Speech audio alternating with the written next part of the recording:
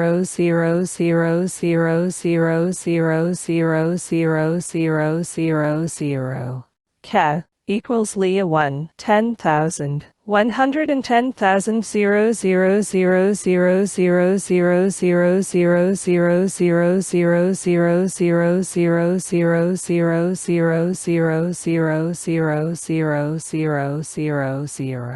This is a simplified 2D form.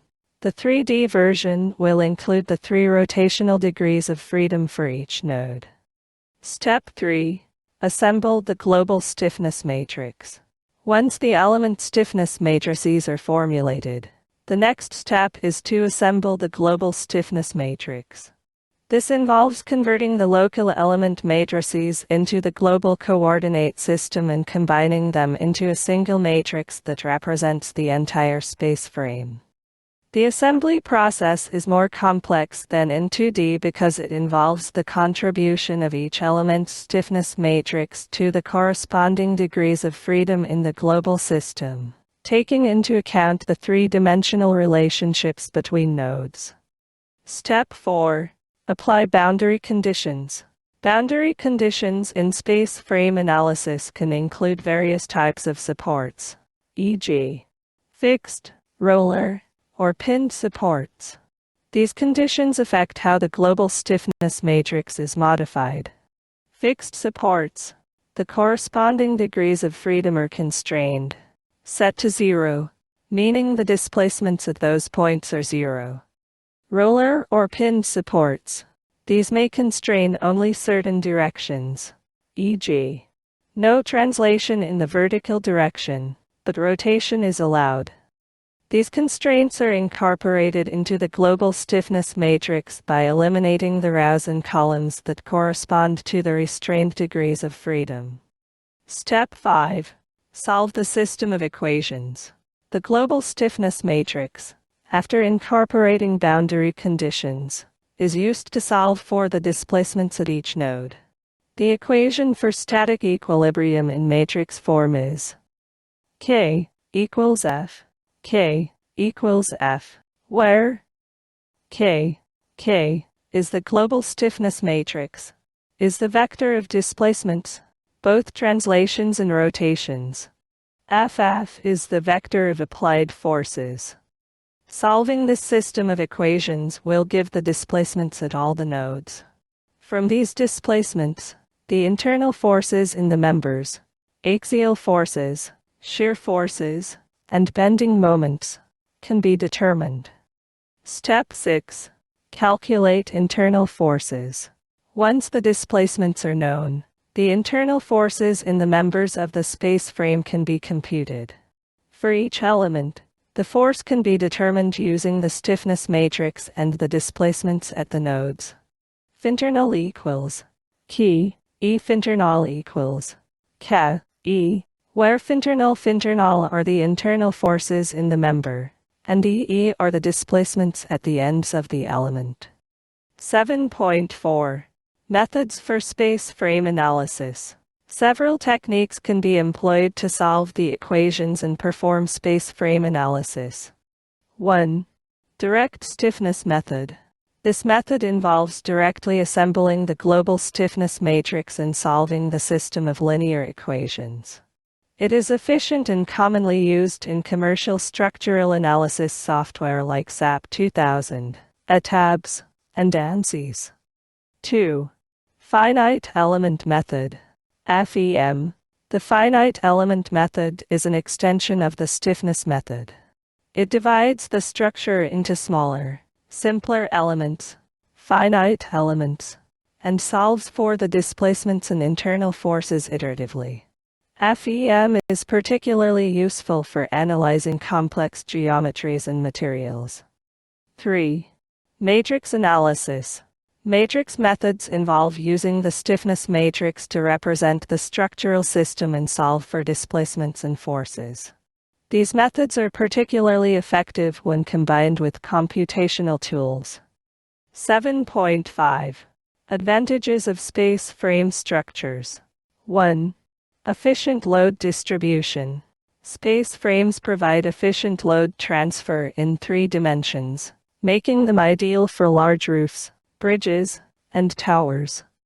2. Lightweight design. Because of their triangular or tetrahedral configurations, space frames can be designed with a minimum amount of material while maintaining strength and rigidity. 3. Flexibility in geometry. Space frames can be easily adapted to a variety of shapes and sizes, offering flexibility in design for complex architectural forms. 7.6. Challenges in space frame analysis. 1. Computational complexity. Due to the 3-dimensional nature of space frames, the analysis can become computationally intensive, especially for large structures with many members and joints. 2. Nonlinear behavior. In practice, space frames may experience nonlinear behavior under large loads, requiring more advanced analysis techniques such as nonlinear finite element analysis. 3. Buckling and stability. Space frames are susceptible to buckling and compression members, and stability analysis must account for this potential failure mode. Space frame analysis is essential for understanding the behavior of 3-dimensional structures composed of interconnected members. The complexity of these systems, with both translational and rotational displacements, requires careful formulation and solution of the stiffness matrix. The analysis is often performed using advanced computational methods like the finite element method, FEM, or direct stiffness methods. While space frames offer significant advantages in terms of material efficiency and structural performance, their analysis presents challenges that require specialized knowledge and tools to address. Dear viewers, we would like to extend our heartfelt thanks to each of you for patiently watching this video until the very end. Your time and attention are greatly appreciated, and we hope that the content has been enriching and insightful for you. For those eager to continue, we are pleased to inform you that the next part of this video will be available. Please find the link in the description section below to continue your journey with us. Thank you once again for your support, and we look forward to having you with us as we explore more together. Warm regards. Trine Biblical University Global Extension, USA.